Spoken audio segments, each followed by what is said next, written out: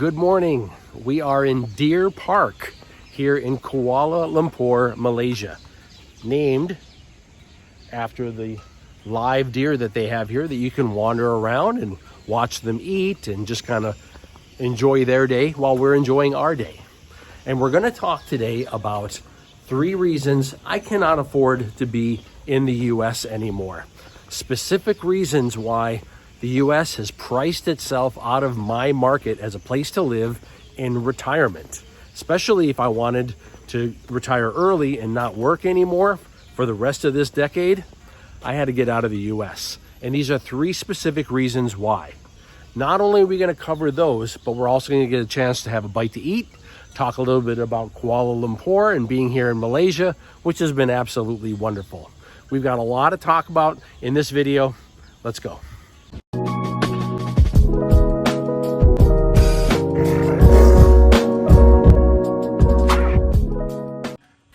It's very peaceful to come here to Deer Park. There's a lot of walkways that go around so you can watch the deer from different angles.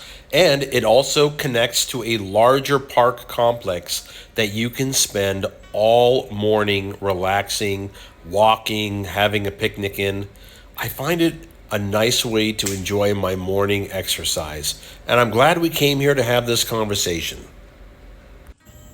One of the main reasons that I cannot afford to live in the, oh, look at the flags, how nice, yeah? One of the main reasons I cannot afford to live in the States anymore is the cost of living for housing. I simply can't afford the housing cost and be retired anymore. It's not working for me.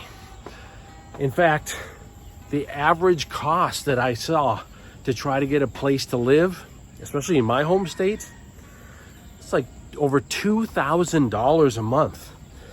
And you have to look at what your retirement is, you know, how much are you making in retirement?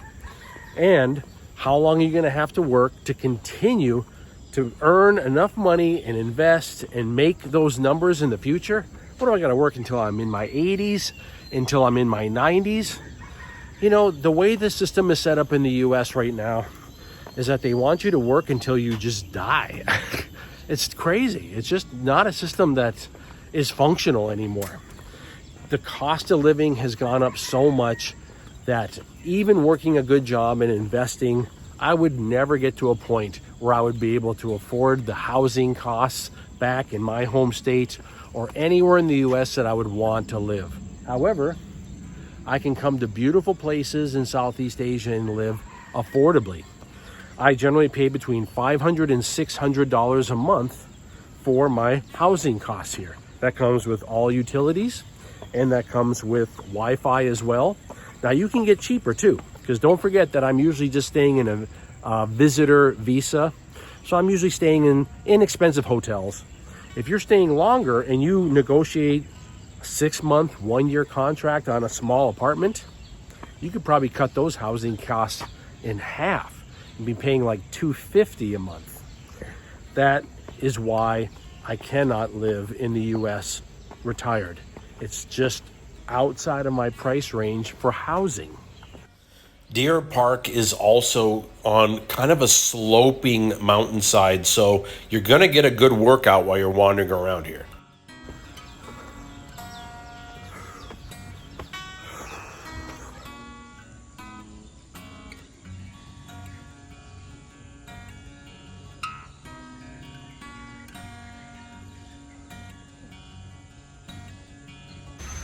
You know what the second thing was that was killing me back in the States?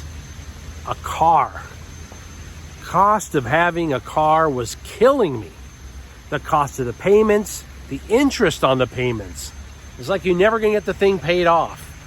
And then you had maintenance, continuing maintenance, because the cars these days, any little thing that happens, as soon as that little light comes on, you know it's gonna be $1,000, man.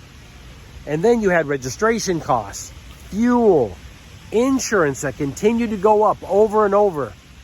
The cost of an automobile was destroying me in the US. And since I retired, I just sold my car. And now as I travel, I walk or I use the amazing public transportation. And here, especially in Kuala Lumpur, Public transportation is incredible.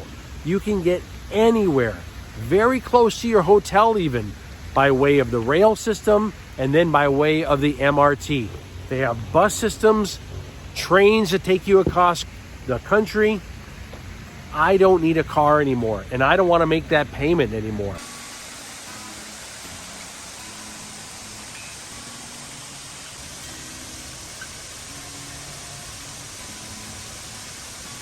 It's easy to talk about the third factor that was too expensive for me to be food, but the reality is even back in my home country, I was eating pretty affordable. I was cooking my meals at home. I was making my lunches for work. I was doing everything that I could to make my meals affordable. I was reducing my portion sizes, all of that. So I can't really say that it's like a big food thing, because yes, I can get food low cost when I'm overseas, and it does reduce my cost of living overseas, and the food is healthier and it's also cheaper. But I won't mention that as the third one for this video, and I'll tell you why. There's another one that just breaks me and so many other people in the West. It's so expensive to pay for in the West, and it's changed my life to be able to travel overseas and pay less and not change anything really, and that is the cost of health care.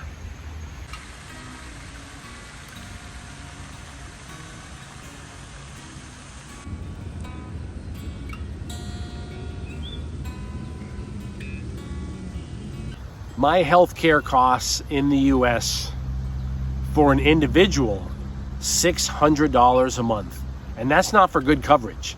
That was just for coverage that the government would say, okay, you're covered, move along. And I don't know how people are paying. In fact, I know that a lot of people are not paying it. They're literally going without health care coverage in the US. And if you have a toothache, and if you have some kind of pain in your side, or if you have a headache that doesn't go away for a while, you live in fear because you don't know what is going on. You don't know how bad it's going to be if you go to a doctor that you don't have coverage for, and what that's going to turn out to be as far as what's wrong with you. That's frightening. A lot of people in the West are living without health care coverage.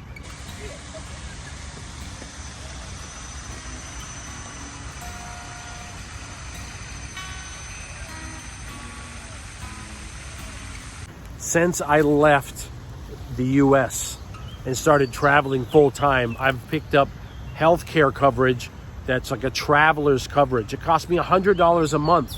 There are many different companies that you can choose from. I've checked out several different companies that were recommended online, and I actually found that for about $100, they're all pretty even on what they offer for services, okay?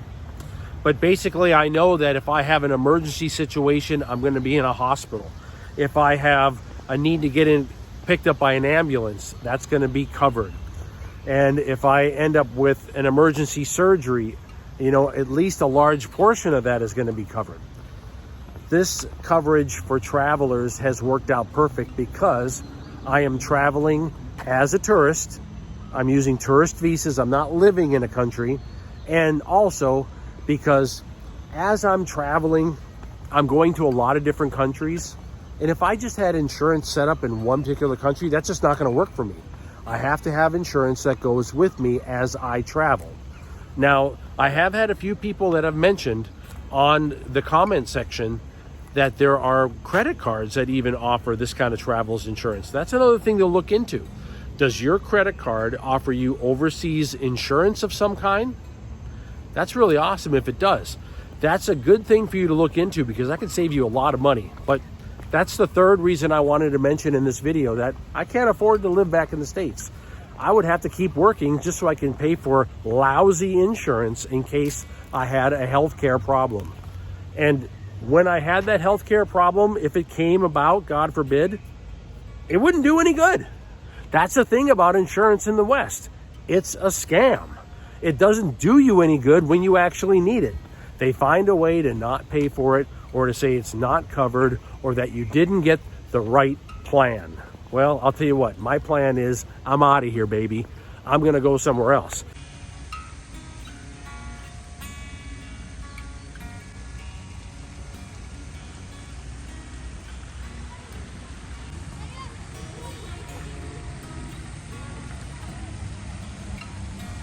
I will get one of those, yeah. I'll try one of those too. This is a chicken. I've never had one of those, so yeah, I will try one.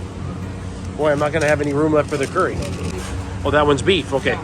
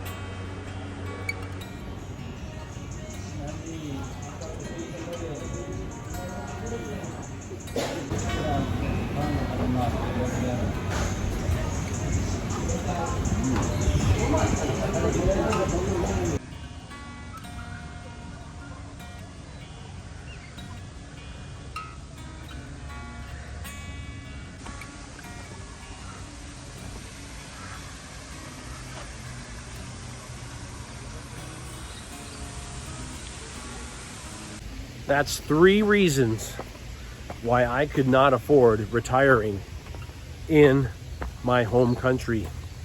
I was priced out of my own country. Again, unless I wanted to just work until I'm in my 90s and just die face down on the keyboard, okay? And that's not what I want to do. I want to travel, I want to enjoy my life, I want to see the world, and I want to do it early while I'm still healthy and I'm able to travel the way that I am and walk around and see what I want to see and get on buses and trains and go on hikes and walk around cities during the day like I do now.